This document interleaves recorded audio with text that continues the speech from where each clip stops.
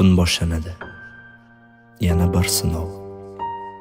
Ko'zim ochiladi, ammo qalbimda muzlat hukmron. Odamlar guv-guv, so'zlar oqimdek. Men esa shovqin ichida, go'yoki sukutdaman. Tushunmayapman. Nega yurak shovqinda ham tinchlik qidiradi?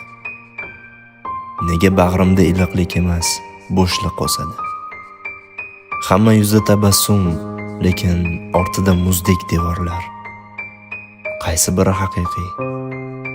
Bilmayman. Tushunmayapman, nima uchun hislarimni yashirish oson, lekin tushuntirish qiyin. Nima uchun odamlar eshitadi, lekin tinglamoq muammo. Ko'p narsani angladim deb o'ylayman, lekin yiqilgudek bo'lsam hammasi yo'qoladi. Hislarim yomg'ir, fikrlarim shamol, bir-biriga uriladi va hech biri joyiga tushmaydi.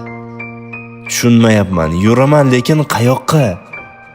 Qidiraman, ammo nimani?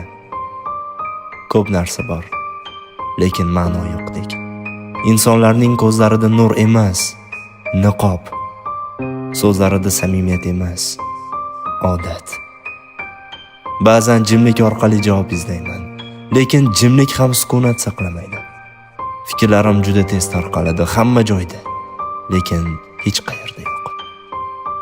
Tushunmayapman, nega borliq go'zal, lekin ruh og'riqqa to'la?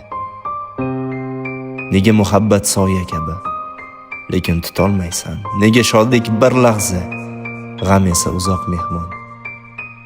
Shu holda ham yashayapman. Ko'z ochaman, yuraman, nafas olaman. Hech narsani anglamasam ham hali tirikman. Demak, sevish, tushunish va kechirish uchun vaqt bor. Vaqt bor.